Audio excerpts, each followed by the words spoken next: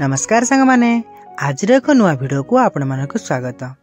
Thumbnail सहायता आपण माने देखि सारथिबे आज वीडियोटी केउ विषय वस्तु उपरे।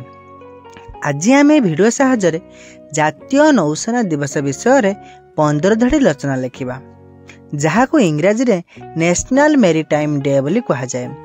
एही वीडियोटी ओडिया रे रहिबो। एही वीडियो सहायता आम एक संक्षिप्त रचना लिखिबा। आपण मानक समय नष्ट न करी चलंतु स्टार्ट करबा आज वीडियो। प्रथम धाड़ी जातीय नौसेना दिवस प्रतिवर्ष 5 अप्रैल दिन पालन करा जाए। द्वितीय धाड़ी एही दिन भारतर मेरीटाइम इतिहास एवं नौसेना क्षेत्र रे देशर अग्रगति उद्यापित करा जाए।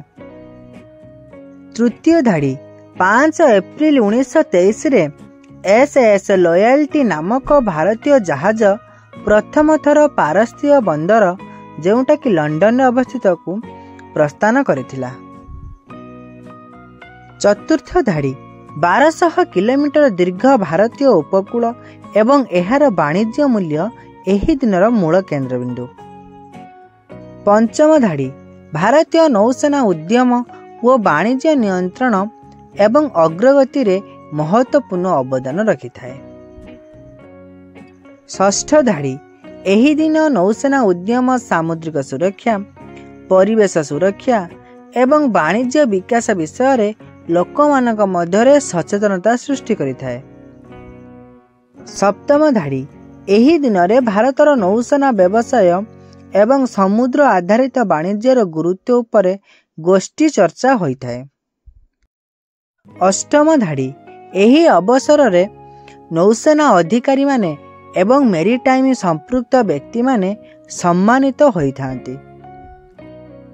नवम धाड़ी नौसेना माध्यम रे भारत बहुत बृहत परिमाण रे विदेशी वाणिज्य करिथाए। दशम धाड़ी एही दिन भारतीय मेरीटाइम सेक्टर रे एवं नूतन नौसेना उपकरण उन्नति उपरे आलोचना करा जाइथाए। एकादश धाड़ी नौसेना दिन उपलक्षे एक विशेष प्रसंग अनुष्ठित होइथाए जेउथिरे बहु नौसेना आविष्कार एवं योजना उपस्थापन करा जाए। द्वादश धाड़ी समुद्र रे परिवेश सुरक्षा, नौसेना रिस्क एवं एही क्षेत्र रे नूतन टेक्नोलॉजी उपरे गुरुत्व दिया जाइथाए। त्रयोदश धाड़ी एही दिन युवपीढ़ी को नौसेना और सामुद्रिक वाणिज्य क्षेत्र रे नियुक्ति एवं चाकरी संभावना विषय रे अवगत कराए।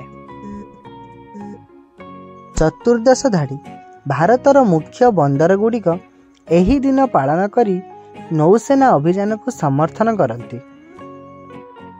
पंचदश धाड़ी जातीय नौसेना दिवस भारतर विदेश वाणिज्य एवं नौसेना शक्तिर अग्रगति को प्रचार करिवार एक उपाय अटे। एहा तो थिला आजिर विषय वस्तु।